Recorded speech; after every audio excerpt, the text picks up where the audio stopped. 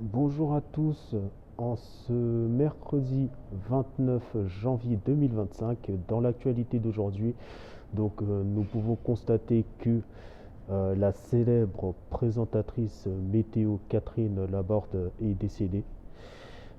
C'est une triste nouvelle pour nous les Français, étant donné que à chaque fois qu'il y avait la météo, de 19h50 avant les informations ou même la météo juste après le programme de TF1 à 21h. Donc elle était toujours là pour nous présenter bien la météo et avec le sourire, avec du dynamisme, avec bien évidemment la connaissance de son métier.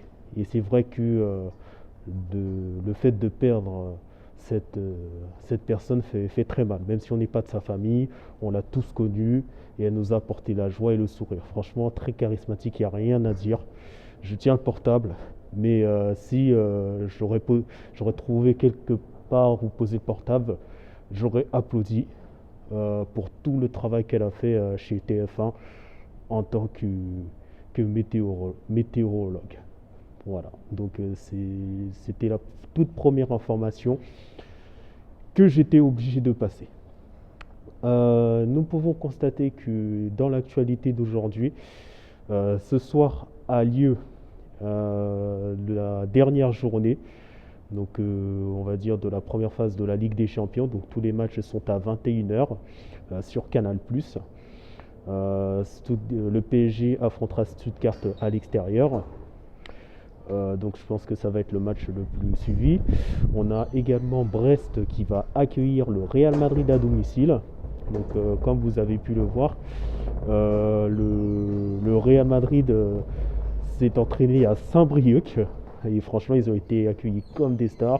Vous avez pu voir les photos des joueurs du Real Madrid sur Instagram au moment où ils sont arrivés à Brest.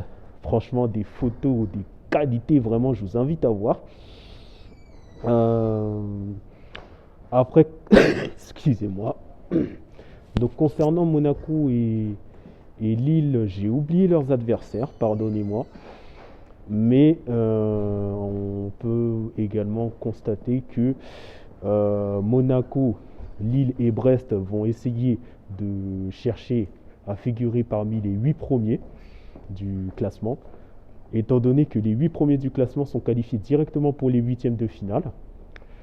De la 9e à la 24e place, les clubs vont se disputer un tour de barrage et qui se disputera courant février. Et de la 25e place à la toute dernière, c'est logiquement l'élimination directe. L'élimination directe, à savoir qu'il n'y a plus du tout de repêchage vers la compétition, la compétition d'en dessous. Ça, c'est fini. Dans l'actualité d'aujourd'hui, nous pouvons constater que on a plus d'informations par rapport à la manifestation pour soutenir la population de Goma en République démocratique du Congo. Donc à noter que c'est le samedi 1er février et que la marche va commencer exactement à partir de 13h au Trocadéro pour aller jusqu'à l'ambassade du Rwanda pour exprimer toutes nos revendications, nos avis de ce qu'on pense et de ce qu'ils font pas de bien. Voilà. À noter aussi que dans l'actualité, toujours par rapport à ce tragique événement, des Congolais à Kinshasa ont attaqué l'ambassade de la France, étant donné que la France vis-à-vis de ça, on va dire qu'ils sont muets. Ils n'ont pas du tout exprimé leur position. Pareil également pour les Belges, mais c'est plus l'ambassade française qui a été attaquée du côté de Kinshasa en République démocratique du Congo. J'ai pu annoncer les nouvelles du jour.